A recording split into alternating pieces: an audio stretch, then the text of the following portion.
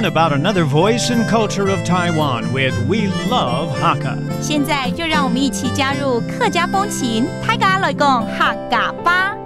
Hello, everyone. It's time for another edition of Practical Hakka on FM 100 ICRT. Hello， 你好，大家好，我是 Alice Peng. Hello, 你好，大家好，我是 Joseph Ling. This whole month, here's a question that you ask many times, maybe 3 times a day. 正常就是要吃3餐啦，对不对？都会肚子饿，对不对？对。好 ，How do you ask 肚子饿了吗 ？Are you hungry? 会肚饥冇？会肚饥冇 ？Okay, that's Are you hungry? 好，这个通常中午的时候，这个吃饭呢，便当是最方便的啊。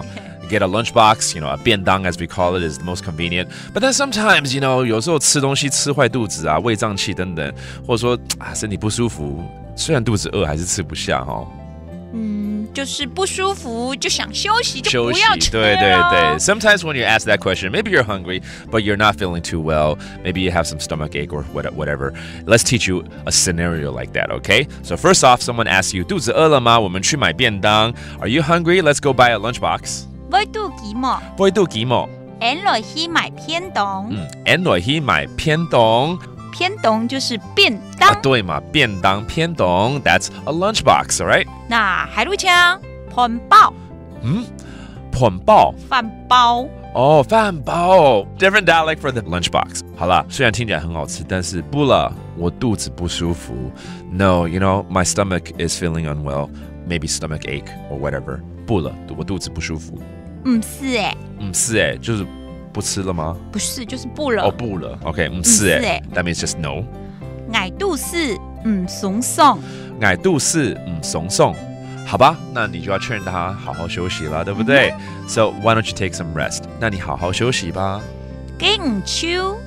给唔秋。好好歇困啊。好好歇困啊 ，OK， 好好的歇困啊。对，给你秋好好歇困啊，就是给你好好的休息一下啦。对啦。That means please take a rest 哦。歇困 that means to take a rest， OK， 休息一下。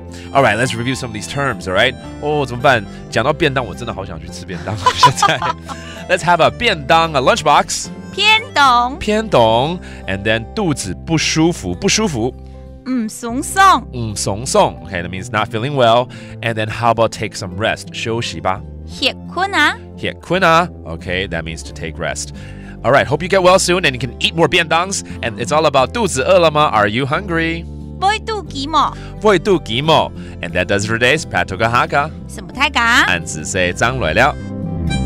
客家风情由客家委员会监制。